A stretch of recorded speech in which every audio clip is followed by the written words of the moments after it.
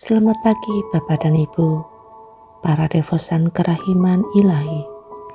Bacaan hari ini dari buku harian Santa Faustina, nomor 331 sampai dengan 333. Oh, sungguh karunia yang amat besar memiliki seorang pembimbing rohani.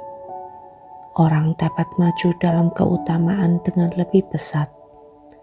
Ia dapat melihat kehendak Allah dengan lebih jelas, memenuhinya dengan lebih setia, dan dapat menempuh jalan yang aman dan bebas dari bahaya. Pembimbing rohani tahu bagaimana menghindari batu-batu yang dapat menghancurkan.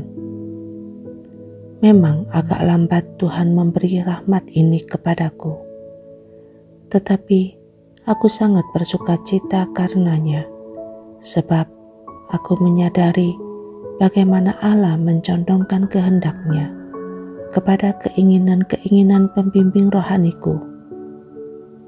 Aku hanya menyebut satu kejadian di antara ribuan kejadian yang telah terjadi atas diriku.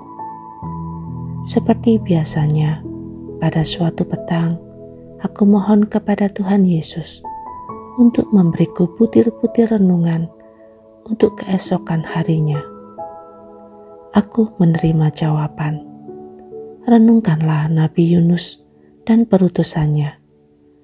Aku bersyukur kepada Tuhan, tetapi aku mulai berpikir dalam hatiku, betapa berbedanya topik itu dari topik-topik yang lain. Tetapi dengan segenap jiwaku, aku berusaha merenungkannya.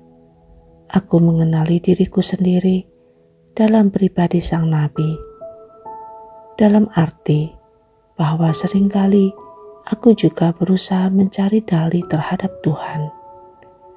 Dengan mengatakan bahwa orang lain akan melaksanakan kehendak kudus-Nya dengan lebih baik daripada aku.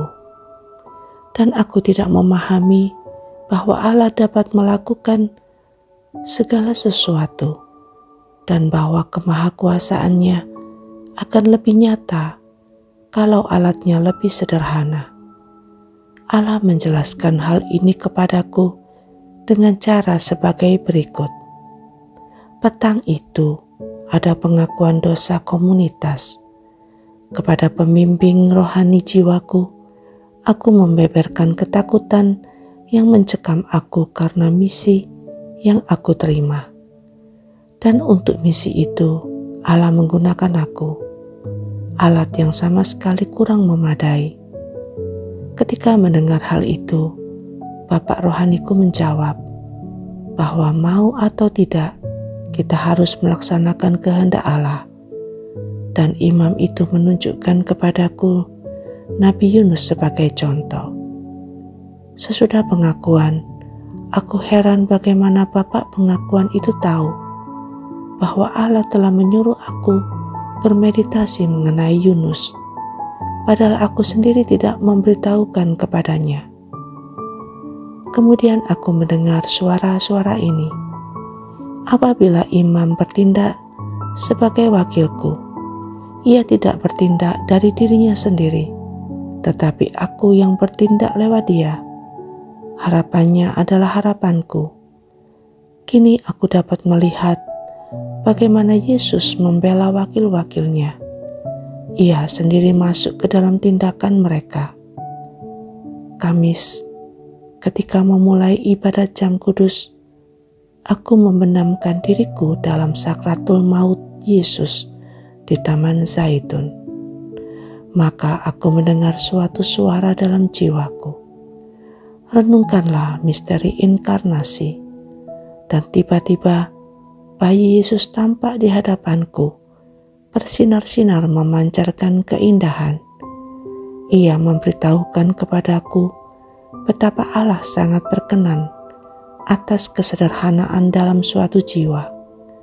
Meskipun keagunganku melampaui segala pengertian, aku menyatukan diriku hanya dengan mereka yang kecil. Aku menuntut darimu semangat seorang anak. Kini aku melihat dengan jelas bagaimana Allah bertindak lewat Bapak Pengakuan, dan betapa setianya Allah memegang janji-janjinya. Dia pekan yang lalu, Bapak Pengakuanku menyuruh aku merenungkan sifat rohani seorang anak. Mula-mula sedikit sulit, tetapi Bapak Pengakuanku tanpa mempedulikan kesulitan-kesulitanku, menyuruh aku terus merenungkan sifat rohani seorang anak. Secara praktis, sifat seorang anak, katanya, tampak sebagai berikut. Seorang anak tidak mencemaskan masa lampau ataupun masa depan. Ia asik menggunakan waktu yang sekarang ada. Saya ingin menekankan agar ciri rohani seperti seorang anak ini ada dalam diri suster. Saya sangat menekankannya. Yesus, Engkau andalanku.